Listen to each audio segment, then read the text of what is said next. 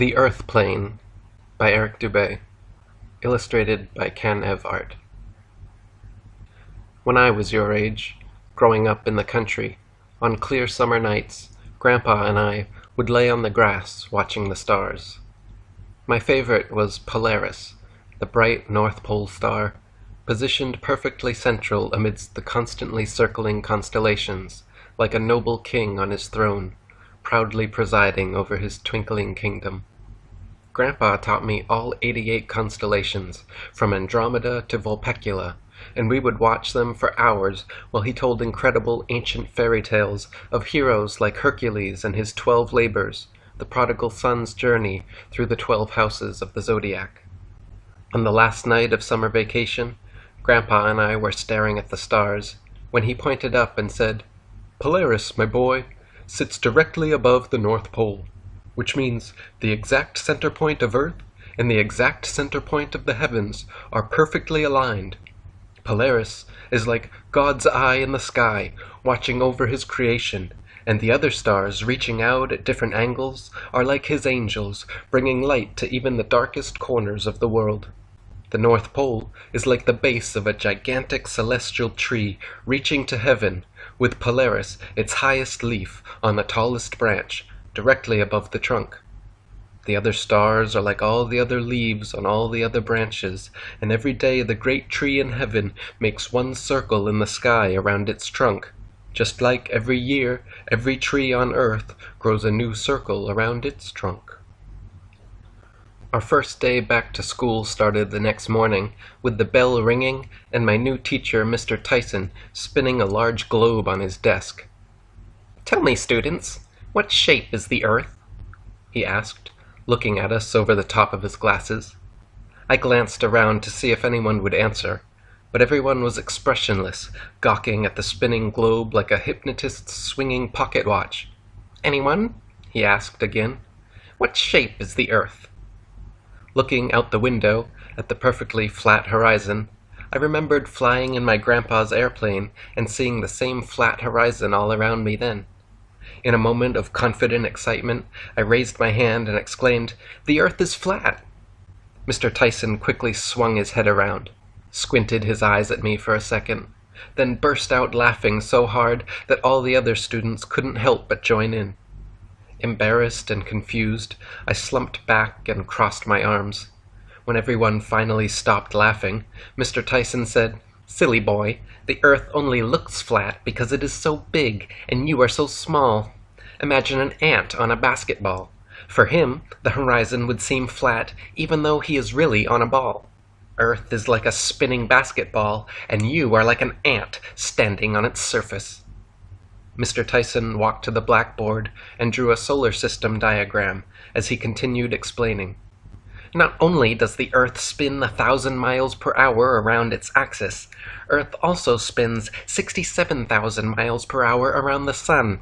Meanwhile, the Sun, Earth, and every planet in our solar system is already spinning 500,000 miles per hour around our corner of the Milky Way galaxy, while the entire Milky Way galaxy is shooting off millions more miles per hour away from the Big Bang explosion which created the universe." Walking home from school, I couldn't stop thinking about what Mr. Tyson had said.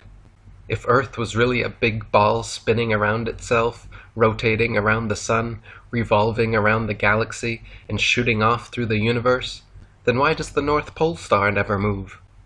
Why haven't the constellations ever changed position or shape in thousands of years? Night after night, year after year, Grandpa and I watched Polaris appear in the exact same spot, while all the other stars and constellations always maintained their relative positions to each other.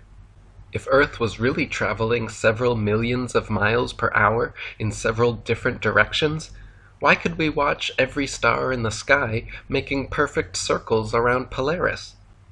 If Earth was really traveling many millions of miles per hour in various directions, the star trails Grandpa and I often photographed should have shown irregular spiral shapes, not perfect circles.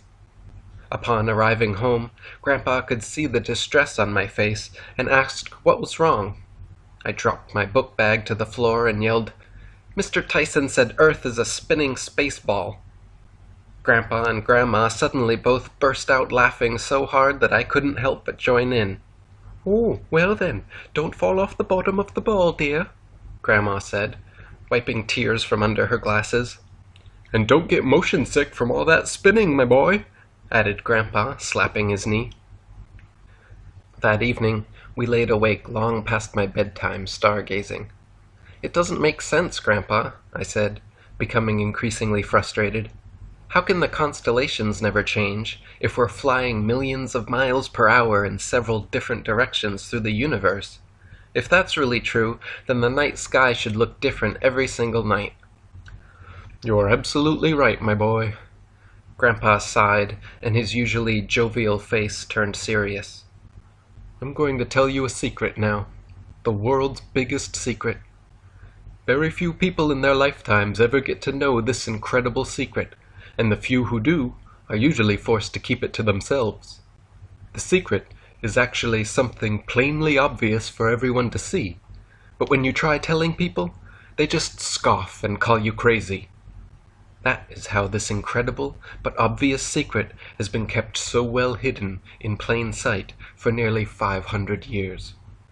"Tell me, Grandpa," I interrupted, unable to contain myself. "What is it?"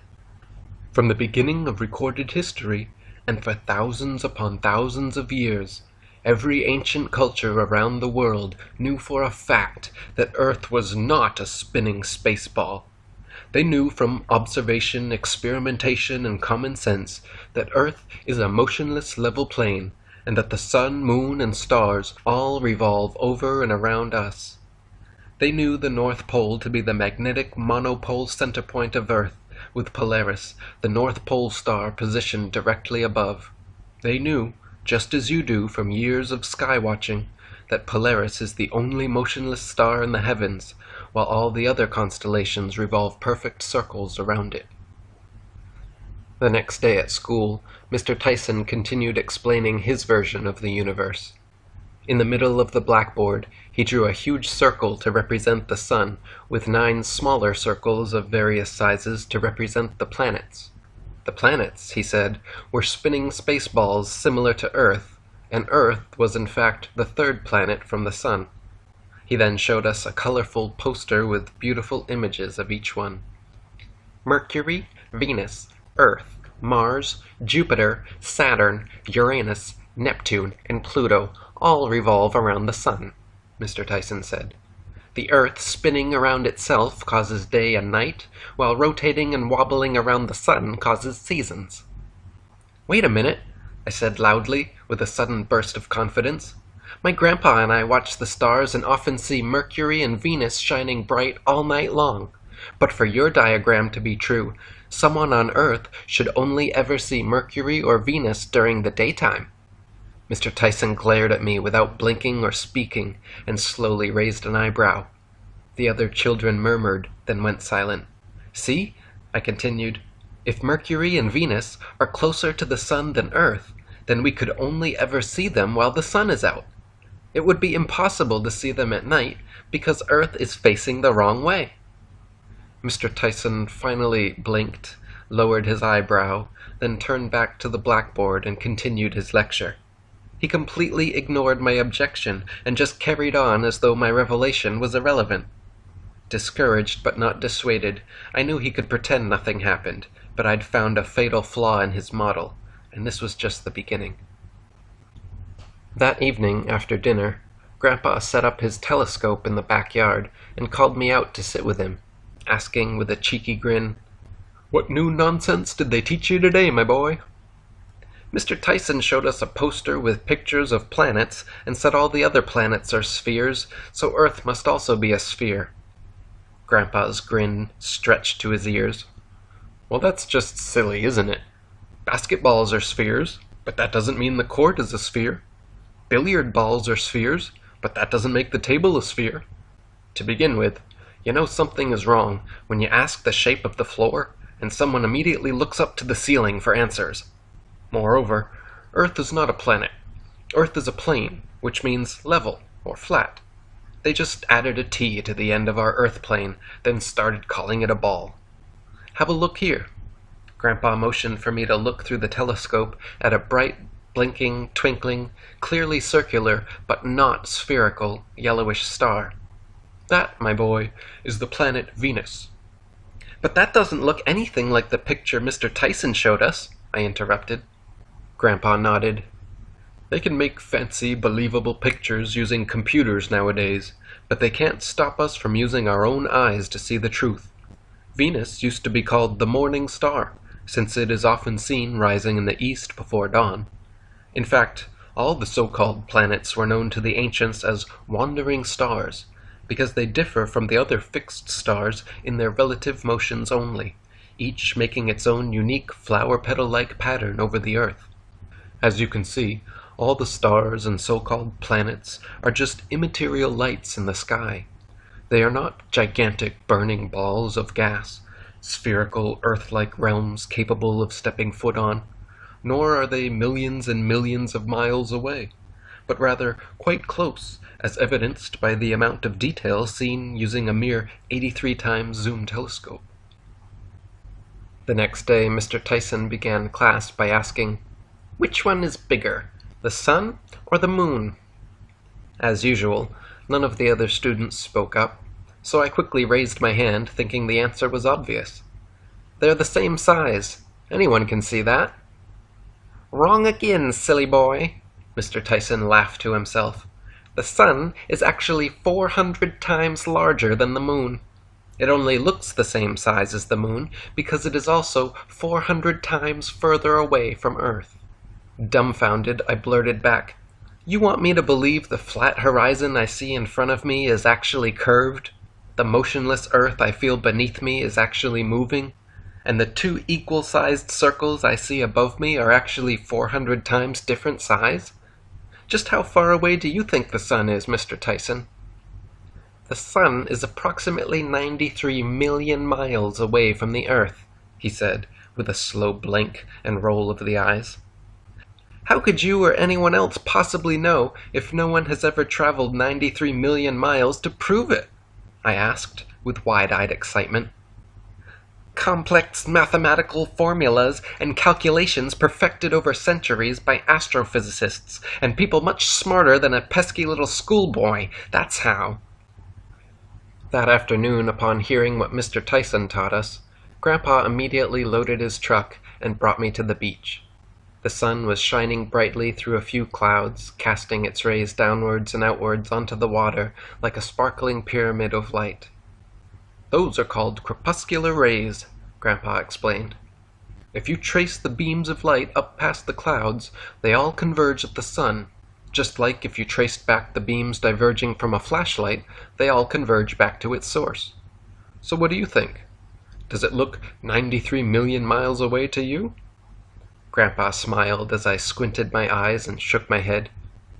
"Even Copernicus, the creator of this whole solar system cosmology, claimed the sun was only 3,391,200 miles away, based on his expert calculations. The next century, his successor Kepler claimed the sun was actually 12,376,800 miles away, based on his even more expert calculations. Sir Isaac Newton, in the next century, was quoted saying, 'It matters not whether we reckon it 28 or 54 million miles distant, for either would do just as well.' So you can see how scientific these so-called scientists were with their calculations. And nothing has changed since then. Over the centuries, using their mathemagic, they have continued furthering the sun's supposed distance to today's current, most expert, super pseudo-scientific figure of 93 million miles. Grandpa grabbed a duffel bag out of his truck, and we made our way towards the shoreline. You see, they can make internally consistent, mathematically correct formulas showing the sun to be 1 billion miles away if they want to, but that doesn't make it reality. Real science must be observable, testable, and repeatable, so that everyone can experiment and conclude for themselves, and that's just what we're going to do." Grandpa pulled a large metal astronomical instrument out of the bag and placed it in my hands. "This is called a sextant, and it is used to calculate the exact angular distances of objects like the sun, moon, and stars. He placed his hands over mine and held the eyepiece up so I could see through it. First, we align with the horizon. Press the clamp to release the index bar, then bring the sun to the horizon line and read the angle. This is how sailors have long used stars to navigate the seas, and how we can know the sun is not millions of miles away. By taking angular measurements in two different locations at the same time of day, then factoring the straight line distance between the two locations, we have two exact angles and one exact side of a triangle, from which we can use the Pythagorean theorem to accurately factor the distance to the sun. Navigators for centuries have used this method and determined the sun and moon to both be only approximately 30 miles in diameter and less than 3,000 miles away from the Earth.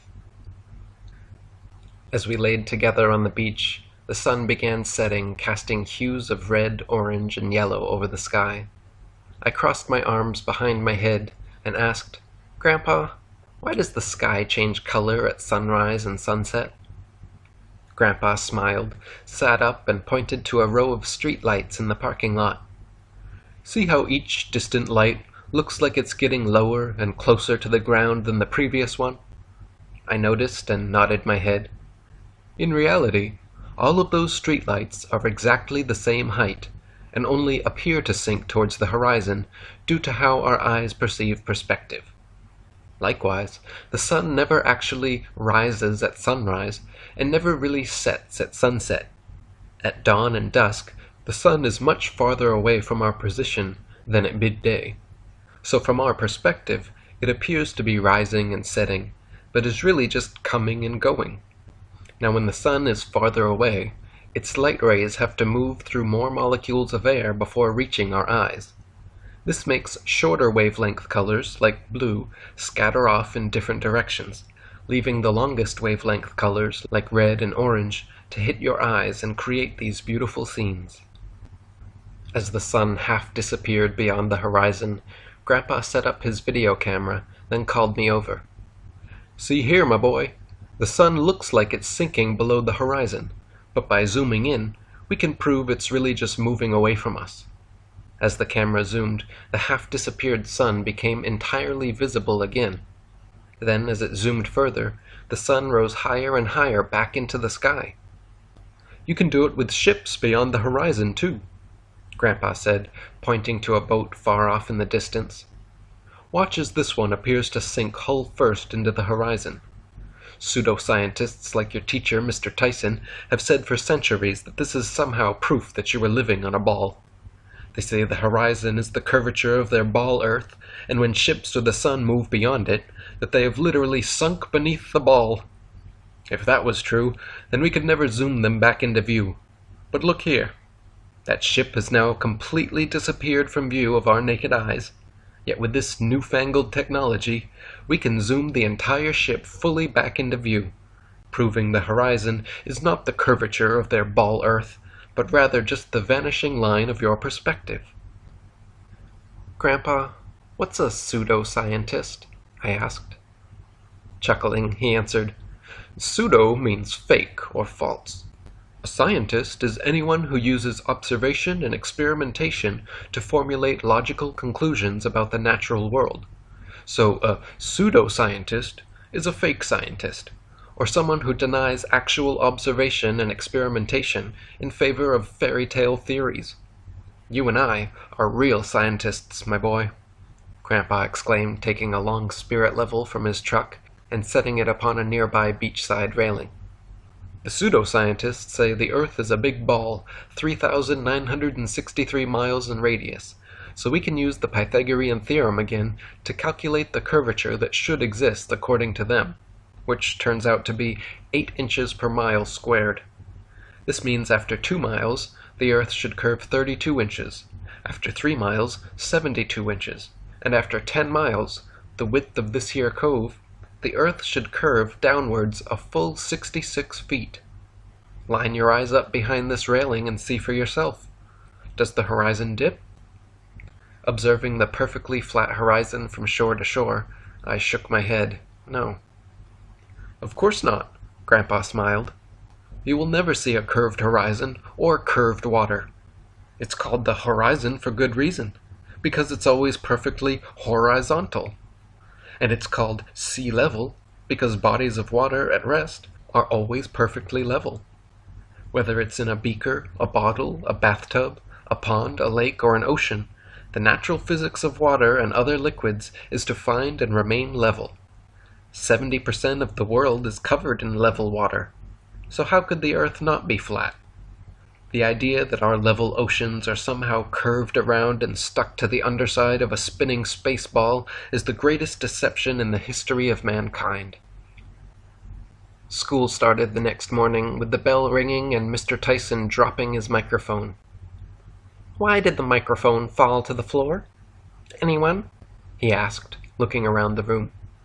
When satisfied no one would answer, he continued, "It fell because of gravity, a force created by large masses that causes other smaller masses to stick to them like a magnet. Because the Earth is so massive, it creates a gravitational pull which sucked the microphone down to the floor. This gravity is what keeps people, buildings, oceans, and everything else stuck to our globe. Has anyone ever heard of Australia being called the land down under?" A few students raised their hands as Mr. Tyson picked the globe off his desk and pointed underneath it.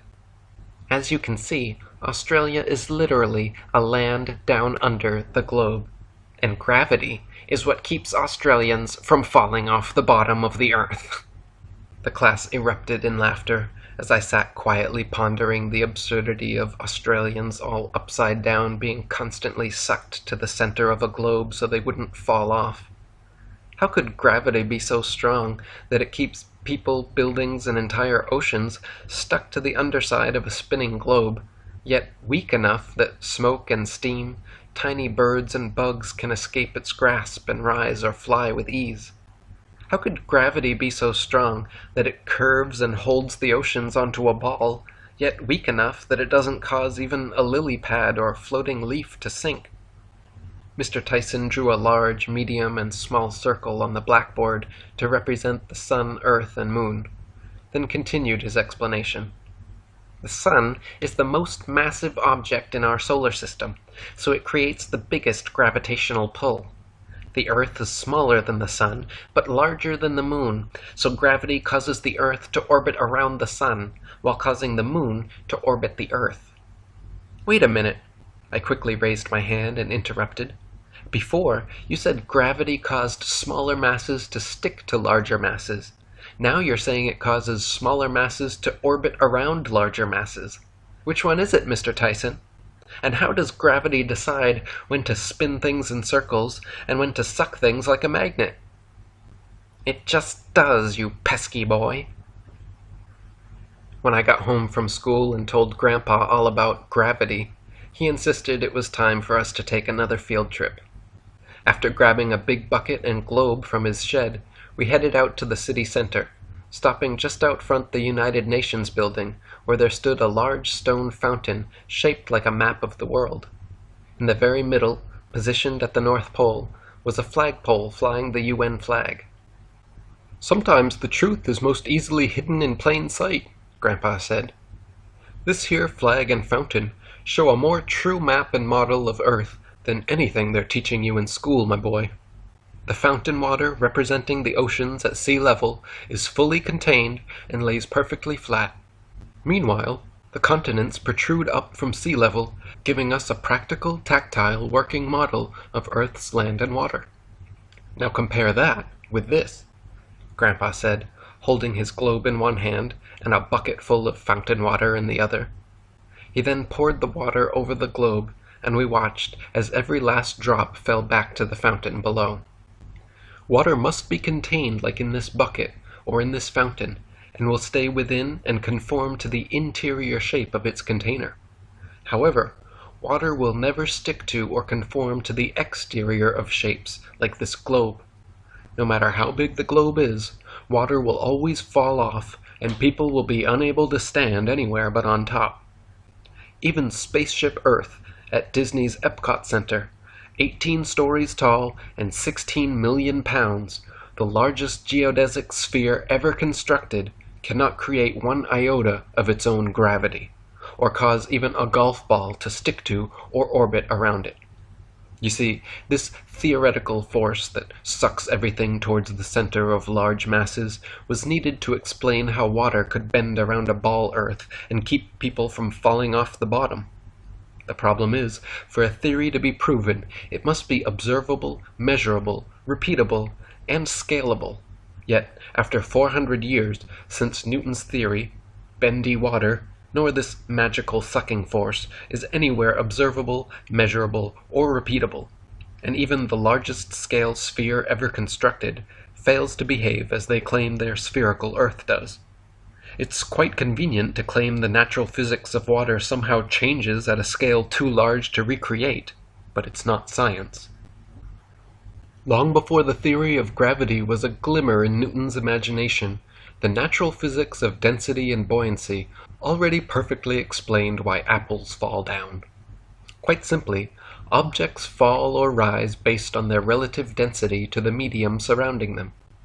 Apples fall because they are denser than the air, while helium balloons rise because they are lighter. No gravity necessary. This is why raindrops fall down through the air, and air bubbles rise up through the water. Everything seeks its relative density, and rises or falls until settling accordingly.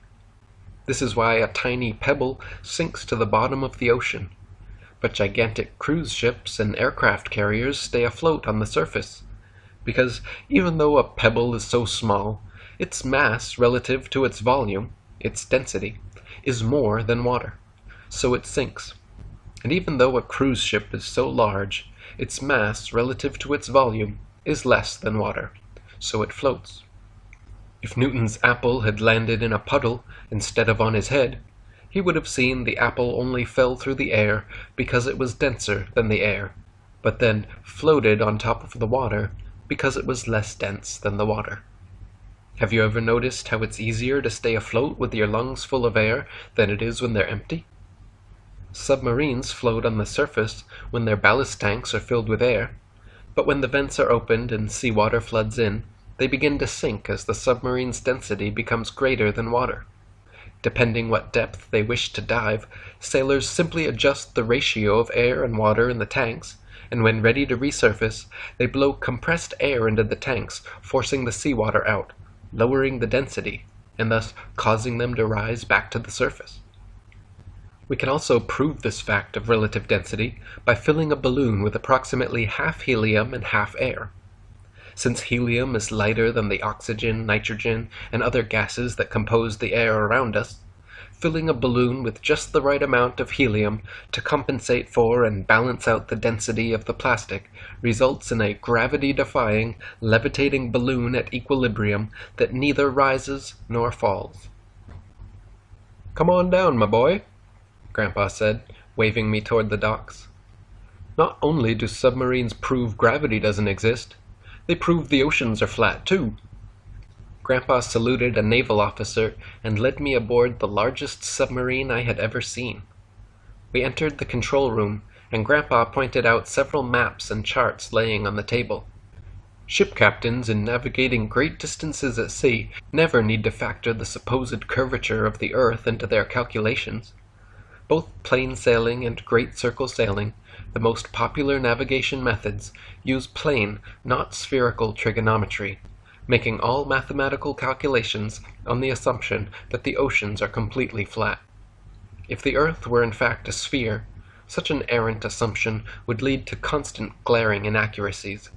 But in fact, plane navigation methods have worked perfectly in theory and practice for thousands of years. "Have a look through these," Grandpa said excitedly, pulling down 2 periscopes.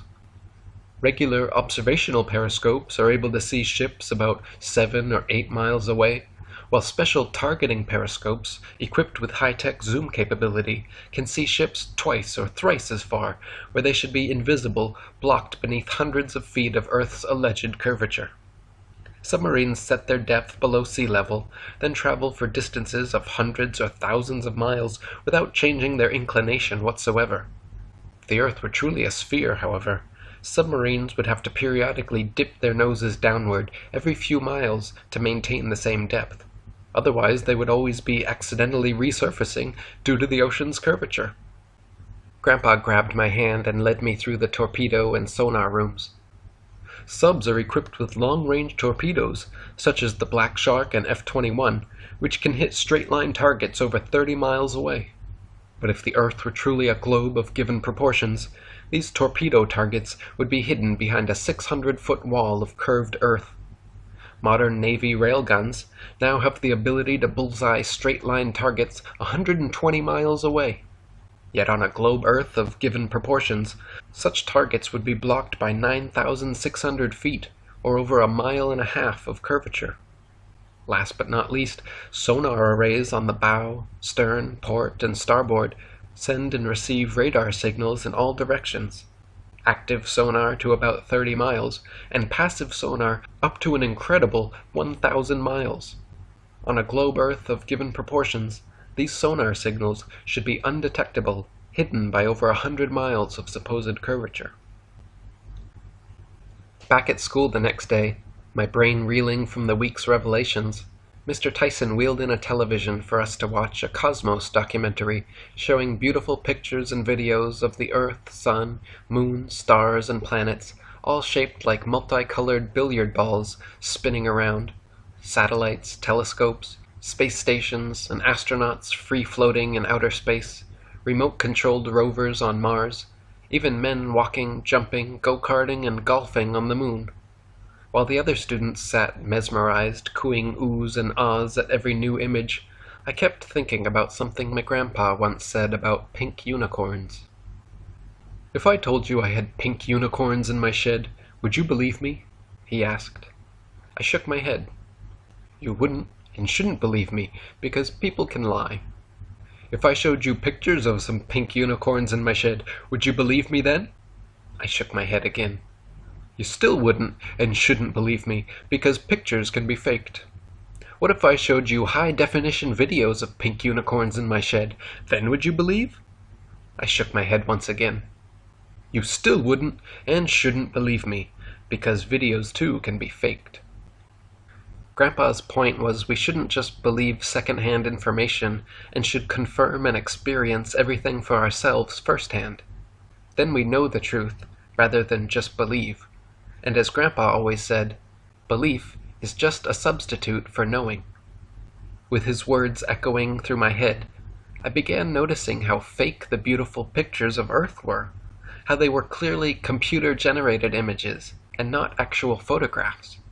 The color, size, and shape of the land and water masses differed so drastically between pictures that they couldn't possibly be real. The more critically I examined the supposed pictures of Earth from space, the more they reminded me of Grandpa's pink unicorns. "Have a look at this, my boy." Grandpa called me into the study and pointed to his computer screen. The same footage I had seen at school of men on the moon was playing, only this time with the speed doubled. My jaw slowly dropped as it became clear the astronauts were actually walking, jumping, go-karting, and golfing on Earth, but edited at half speed to give a low-gravity illusion. "Now watch this," Grandpa said, clicking forward to several short scenes where we could clearly see overhead wires attached to the astronauts' backpacks.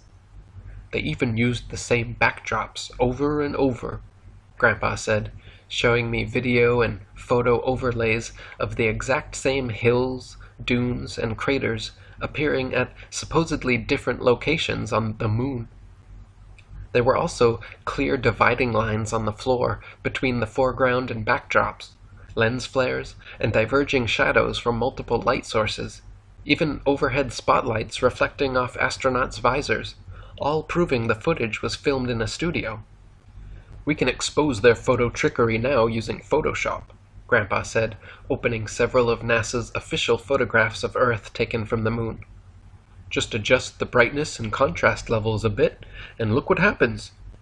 As Grandpa increased the brightness and lowered the contrast, rectangular artifacts suddenly appeared around the Earth, proving them to be doctored images cut and pasted into place.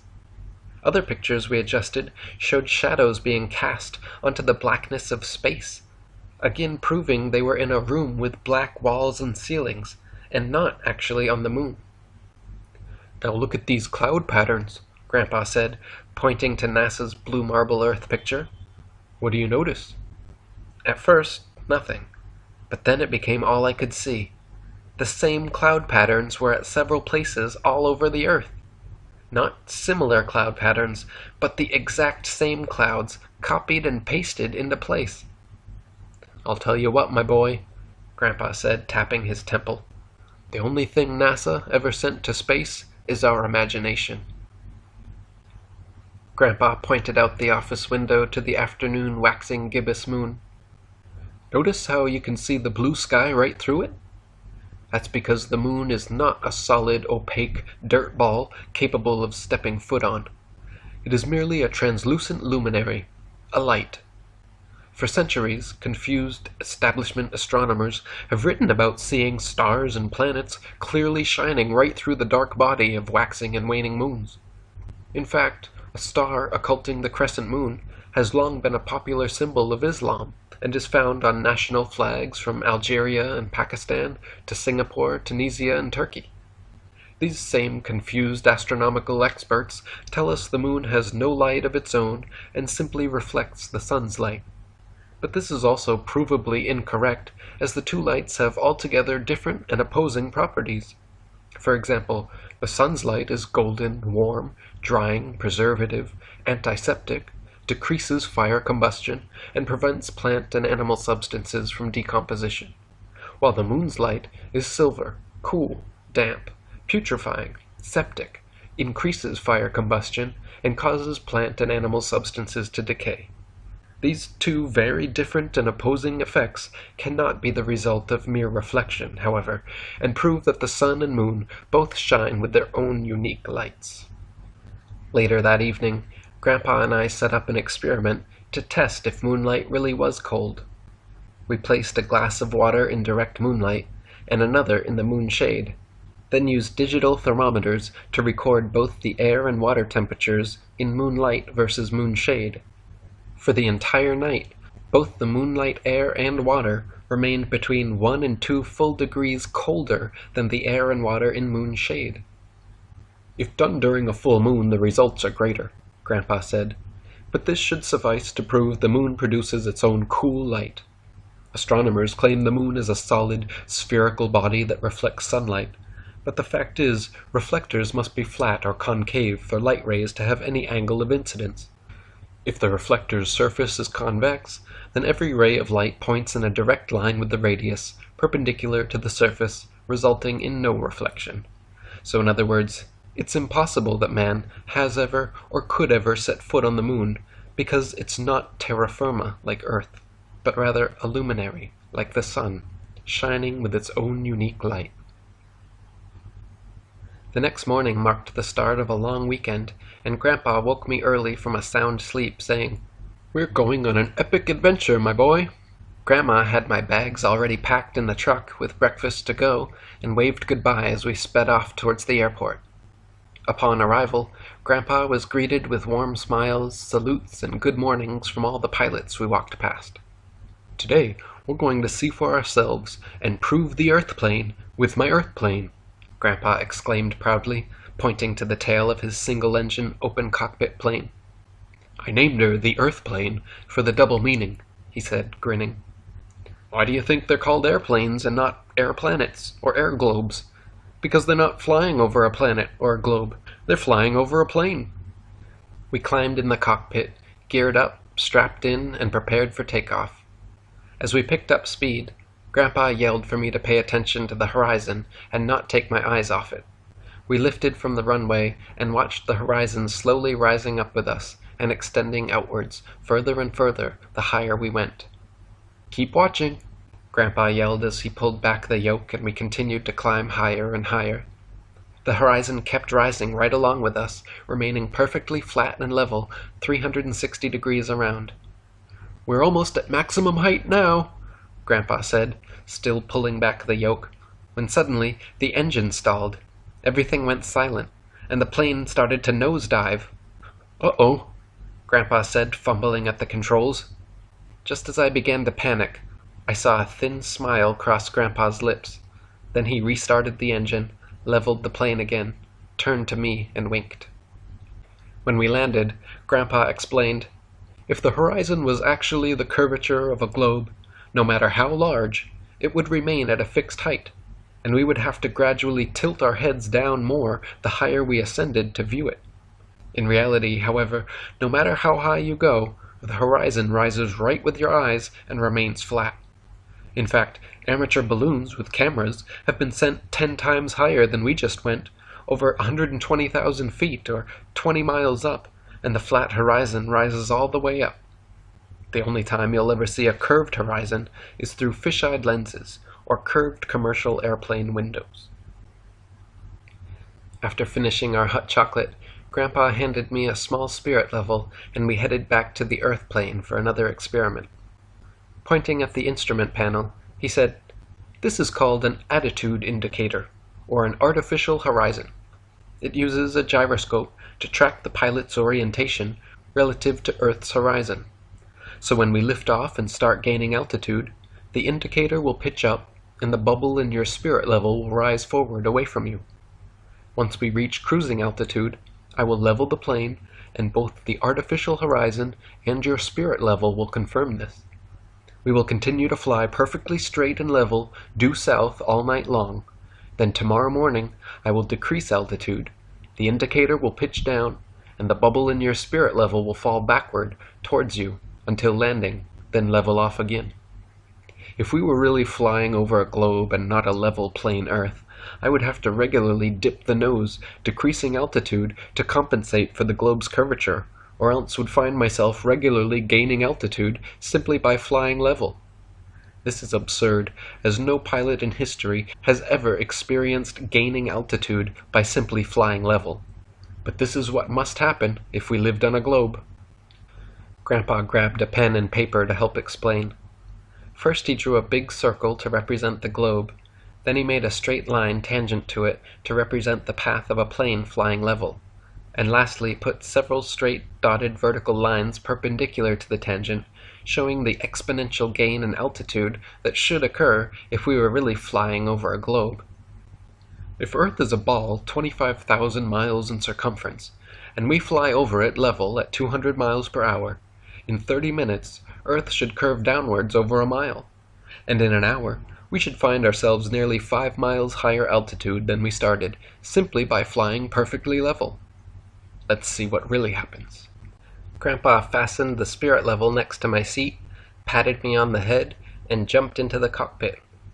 As we took off, the bubble in my spirit level rose forward, and the gyro horizon pitched up just like Grandpa said. Then we reached cruising altitude, and Grandpa leveled off the plane, bringing the bubble, real and artificial horizons all back to the center, where they remained for hours, until I finally fell asleep. The next morning when I woke up, after traveling thousands of miles, we were still flying level and at the exact same altitude, proving Earth couldn't possibly be a globe curving downwards away from us. "Can you imagine landing if that runway was really moving 1,000 miles per hour?" Grandpa chuckled, lowering the landing gear. "If the Earth was really constantly spinning eastward 1,000 miles every hour, it would be impossible for airplanes to land on runways facing all manner of directions, north, south, east, west, and every way in between." Grandpa touched down gently and parked the plane for refueling. "Back in the 18th century, when the hot air balloon was invented, people asked why, if the Earth was constantly spinning, couldn't they simply hover in place and wait for their eastward destinations to arrive under them? The pseudoscientists of their time claimed this was impossible, because the magical force of gravity somehow pulled the entire atmosphere and their balloons perfectly along with the Earth. This was and is completely against any science, logic, or common sense, mind you, but when men of presumed authority make presumptuous, authoritative statements, they're rarely questioned.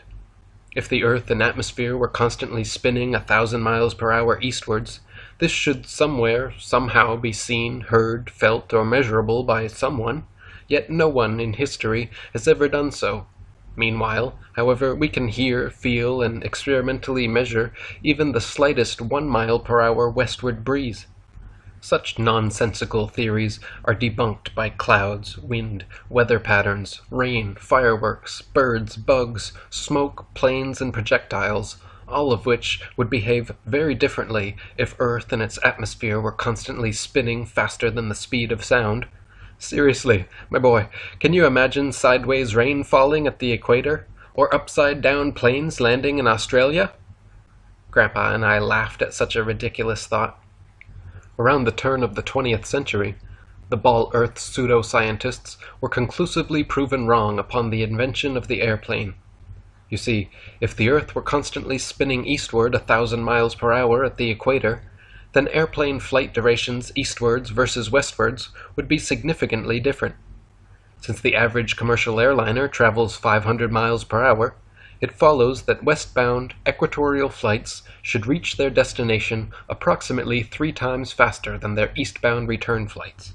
In reality, however, the differences in east and westbound flight durations usually amount to a matter of minutes, and nothing near what would occur on a 1,000-mile-per-hour spinning ball Earth. For example, commercial flights from Quito, Ecuador, traveling eastwards 2,000 miles to Macapa, Brazil, at 500 miles per hour, take an average of 4 hours, so the return flights westward, going against the alleged 1,000-mile-per-hour spin of the Earth, should be significantly shorter, but in reality take the exact same 4 hours, just as expected on a stationary Earth. That evening we set up camp in the woods near the airfield, pitched a tent, unrolled our sleeping bags, and roasted marshmallows on a bonfire. Grandpa was teaching me how to make them golden brown without burning them, when suddenly he went silent and smiled to himself. With a glint in his eye and a s'more in his mouth, Grandpa told me about the last time he taught someone the fine art of marshmallow roasting.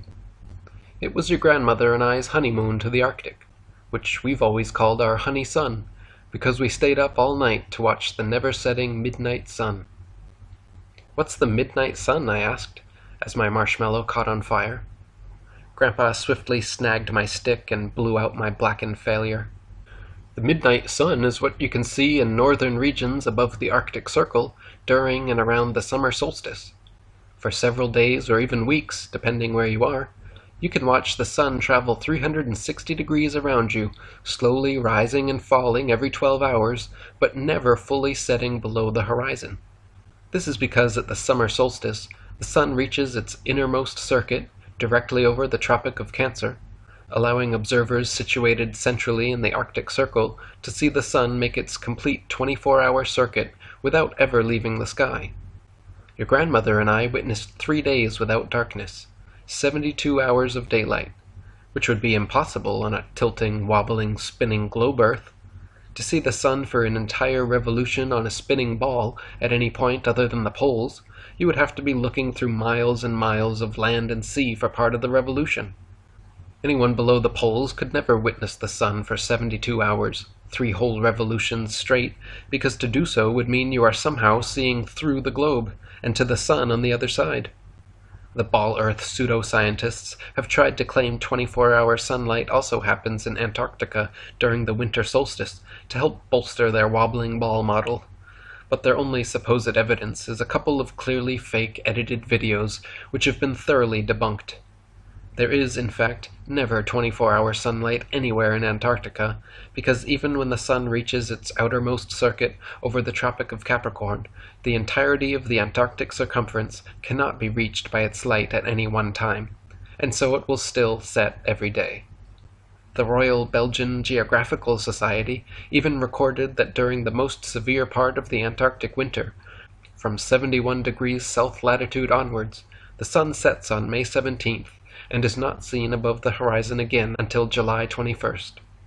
This would be impossible on a spinning space ball wobbling around the sun, and is yet another proof we live on a motionless level plane, with the sun, moon, and stars all revolving over and around us, just as we experience every day. After almost another full day of flying, it was getting increasingly colder, and we made our final refueling stop at a lonely place called the Desolation Islands. As we walked along the sparse coastline, Grandpa unfolded a huge detailed map called Hammond's Air Age Map of the World, and pointed to our location. Here at 49 degrees southern latitude, we're nearing the coldest, harshest, most desolate climate on Earth, Antarctica.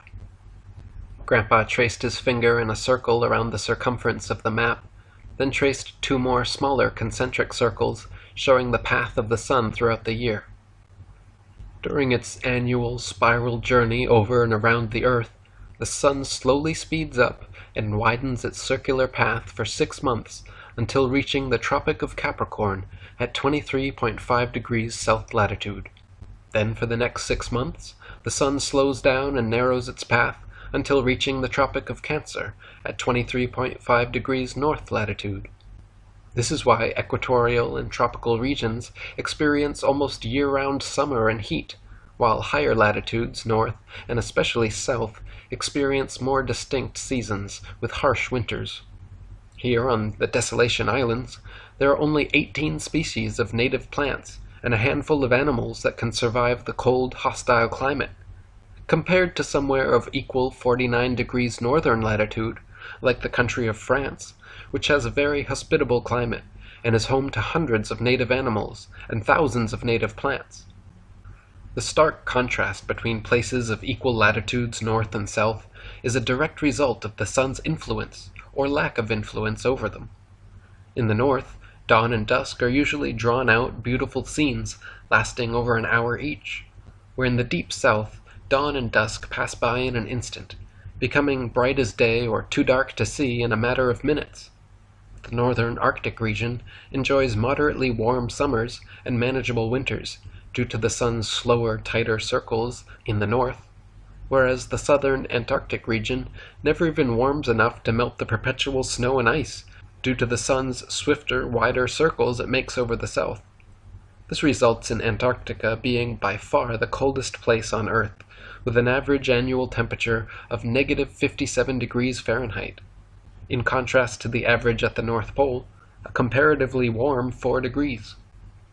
"So we're going to Antarctica?" I asked, pulling my jacket hood over my sweatshirt hoodie, over my earmuffs, over my hat. "We're going beyond Antarctica, my boy," Grandpa exclaimed, pointing past the edge of the map. Early the next morning, after flying all night over rough, dark seas, dawn arrived behind us and illuminated in front of us a huge 200-foot-high plateau of Antarctic ice extending outwards and onward as far as the eye could see. We continued flying south over Antarctica until lunchtime, when Grandpa brought us down on a flat patch of ice near the South Pole. "Why aren't we landing on the airstrip over there?" I asked, pointing off in the distance. "I'm afraid we don't have clearance to touch down over there, my boy. In fact, the Antarctic Treaty, a law signed by 53 countries and enforced by military, prohibits independent exploration of Antarctica, so if they catch us, we'll be in trouble." Grandpa winked and handed me a magnetic compass as we walked toward a tall red and white barbershop pole sticking out of the ice. "They say this here is the South Pole, but then contradict themselves by saying the true South Pole is actually constantly moving around somewhere in this vicinity. This is just a convenient and necessary excuse to maintain their lie, because if Earth was really a big ball, and we're standing on the bottom of that ball right now, at the southernmost point, you should be able to walk in a circle with your back to the pole and have the compass show north being in front of you in every direction. I walked a large circle with my back to the South Pole, and north remained fixed in the direction we flew from, no matter where I went. Think about it. If we're on the bottom of a ball right now, how could the compass point north? North would be the top of the ball, so the needle would have to point down to your feet. North-facing compass needles at the South Pole must be pointing into outer space." Grandpa laughed. "The truth is, they've just placed this red and white barbershop pole at an arbitrary location here in Antarctica, so rich people on their government-approved penguin tours can get their pictures taken and claim they've been to the bottom of the world. But as you can see from your compass reading, there's plenty more land south of the South Pole that doesn't exist anywhere on the globe." We gazed southwards from the South Pole at the massive expanse of mountainous ice ahead of us. This land doesn't exist on any known map. It could go on forever for all we know. Perhaps there are other Earth pawns beyond, or maybe there is some solid barrier like a dome that contains us. I've been wondering and wanting to know what exists south of the South Pole for my whole life. Let's go find out. As we climbed back into the Earth plane preparing for takeoff, an emergency message came over the radio accusing us of unauthorized landing in Antarctica and warning that our craft would be shot down if we didn't turn back immediately. Grandpa sat still for a second, shut his radio off, turned to me, and said, "We'll only get one chance at this, my boy, and we've come too far to go back without any answers." Grandpa fired the engine up, and we lifted off, heading south at top speed. Within minutes, a group of military jets began tailing us closely, and the look on his face changed from nervous excitement to frustrated despair. Our plane's top speed was no match. The jets closed in and began firing warning shots in our direction. Grandpa quickly attempted an evasive maneuver in hopes of losing them, but it was useless. Another warning shot came close enough that we could hear it whizzing by our heads, and that was the last straw. With watery eyes, Grandpa banked 180 degrees and began heading back.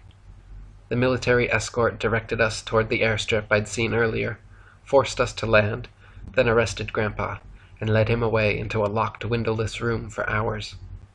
When he finally came back out, Grandpa said since he had also served in the military, they only gave him a slap on the wrist, but could have been penalized with fines and jail time for what we did.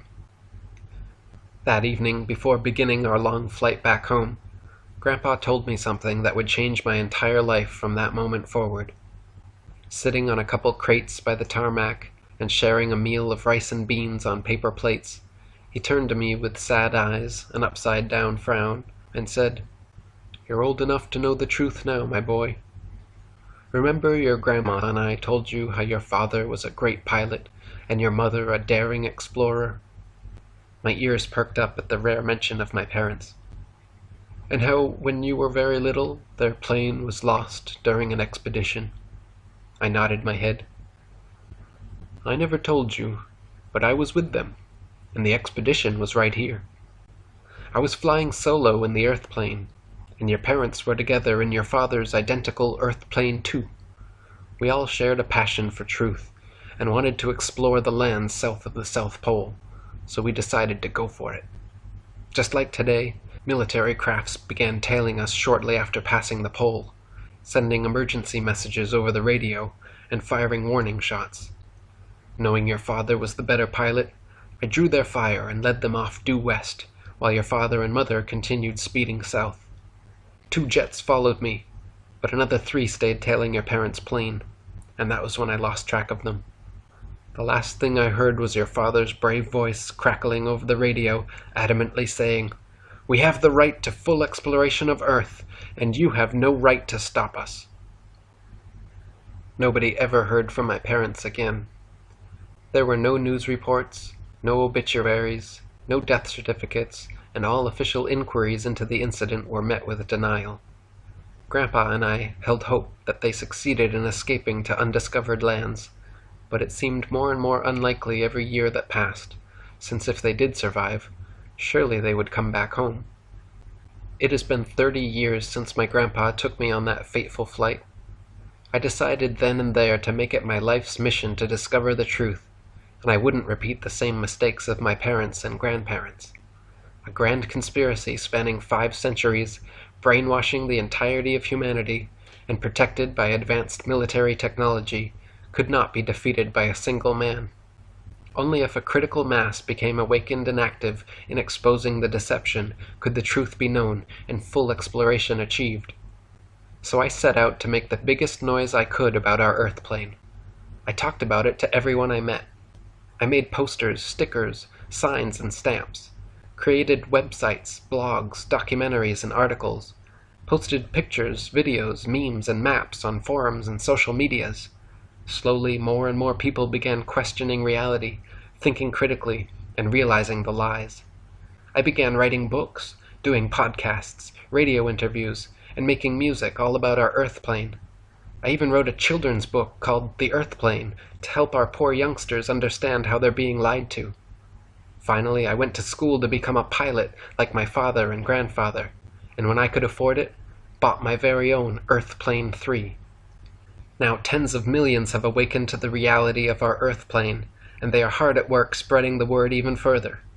Humanity is ready for the truth, and today we will discover it.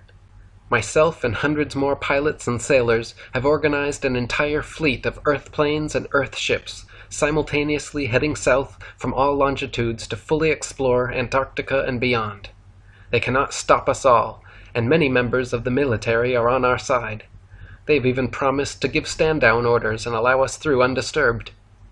Today is the culmination of my family's brave efforts to free humanity. Today, pseudoscience and its minions like Mr. Tyson will fall, and the truth will be known to all.